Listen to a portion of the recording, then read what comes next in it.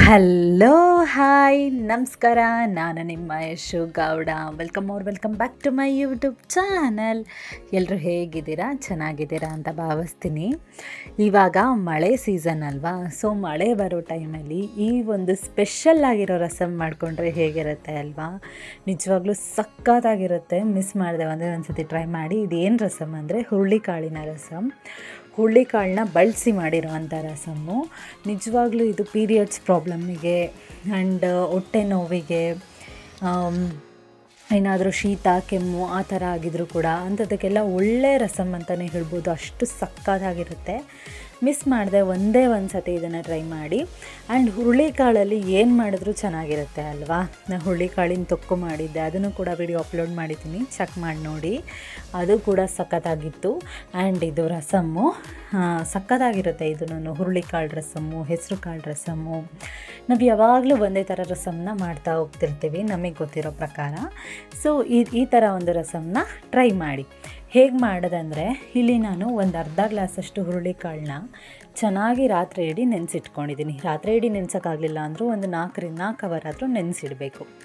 So ಅದನ್ನು as ಯೂಶ್ವಲು ಮಾಮೂಲಿ ಒಂದು ಕುಕ್ಕರಿಗೆ ಹಾಕ್ಕೊಂಡ್ಬಿಟ್ಟು, ಆ ನೆನೆಸಿರೋದನ್ನೆಲ್ಲ ಇನ್ನೊಂದು ಸತಿ ವಾಶ್ ಮಾಡಿಕೊಂಡು ಕುಕ್ಕರಿಗೆ ಹಾಕ್ಕೊಂಡ್ಬಿಟ್ಟು 2 ಗ್ಲಾಸಷ್ಟು ನೀರನ್ನ ಹಾಕ್ಕೊಳ್ಳಿ. ಆಯಿತಾ? 2 ಗ್ಲಾಸಷ್ಟು ನೀರನ್ನ ಹಾಕ್ಕೊಂಡು ಒಂದು ಸ್ವಲ್ಪ ಉಪ್ಪನ್ನ ಹಾಕ್ಕೊಳ್ಳಿ. ಕಾಳು ಬೇಯೋವಷ್ಟು ಉಪ್ಪನ್ನ ಹಾಕ್ಕೊಳ್ಳಿ. ಆಯಿತಾ? ಉಪ್ಪನ್ನ ಹಾಕ್ಕೊಂಡ್ಬಿಟ್ಟು 3 ವಿಷಿಲ್ ಹೊಡೆಸ್ಕೊಳ್ಳಿ.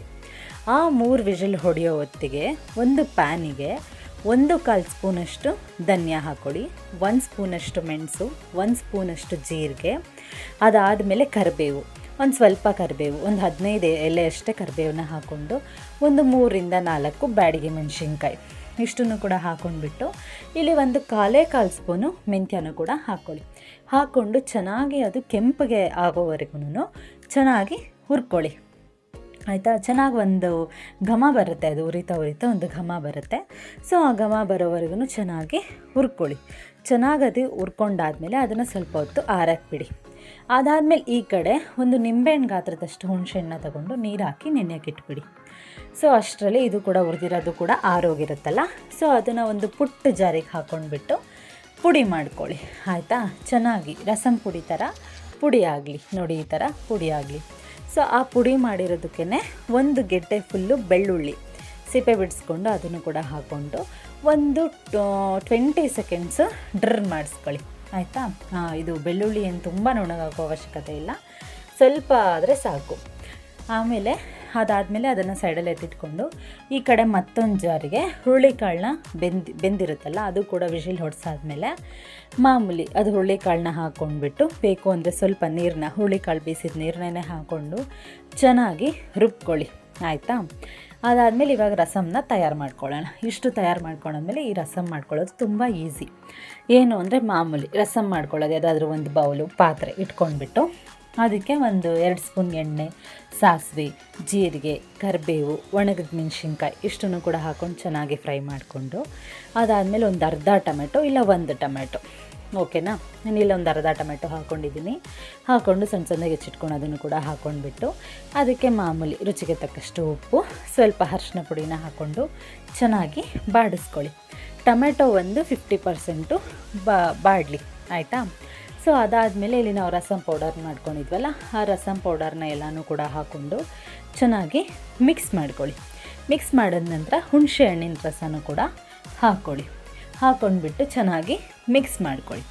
ಇದೆಲ್ಲ ಚೆನ್ನಾಗಿ ಮಿಕ್ಸ್ ಆದಮೇಲೆ ಹುರುಳಿಕಾಳನ್ನ ರುಬ್ಬಿಟ್ಕೊಂಡಿದ್ವಲ್ಲ, ರುಬ್ಬಿರೋ ಅಂಥ ಹುರುಳಿಕಾಳನ್ನ ಹಾಕ್ಕೊಂಡ್ಬಿಟ್ಟು ರಸಮಿಗೆ ತಕ್ಕಂತೆ ನೀರನ್ನ ಹಾಕ್ಕೊಳ್ಳಿ. ನೀರು ಸ್ವಲ್ಪ ಜಾಸ್ತಿನೇ ಹಾಕ್ಕೊಳ್ಳಿ. ನಾನಿಲ್ಲಿ ಏನಿಲ್ಲ ಅಂದರೂ 2-3 ಗ್ಲಾಸ್ನ ನೀರನ್ನ ಹಾಕ್ಕೊಂಡೆ. ಆಯಿತಾ?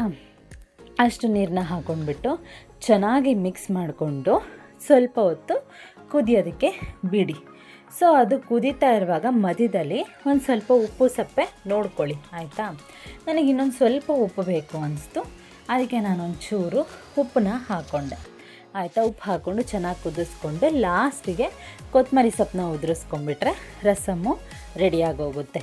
ನಿಜವಾಗ್ಲೂ ಇದು ತುಂಬ ಚೆನ್ನಾಗಿತ್ತು, ಆರೋಗ್ಯಕ್ಕಂತೂ ತುಂಬ ಒಳ್ಳೆಯದು. ಮಿಸ್ ಮಾಡದೆ ಈ ಮಳೆಗಾಲದಲ್ಲಿ ಮಾಡ್ಕೊಳ್ಳಿ. ಆಯಿತಾ? ಮಿಸ್ ಮಾಡದೆ ಈ ರೆಸಿಪಿನ ಟ್ರೈ ಮಾಡಿ, ಈ ರಸಮ್ನ ಟ್ರೈ ಮಾಡಿ. ಓಕೆನಾ? ಈ ವಿಡಿಯೋ ನಿಮಗೆ ಇಷ್ಟ ಆಗಿದರೆ ದಯವಿಟ್ಟು ಲೈಕ್ ಮಾಡಿ, ಶೇರ್ ಮಾಡಿ, ಕಮೆಂಟ್ ಮಾಡಿ, ಸಬ್ಸ್ಕ್ರೈಬ್ ಮಾಡ್ಕೊಳ್ಳಿ. ಹೀಗೆ ನನಗೆ ಸಪೋರ್ಟ್ ಮಾಡಿ.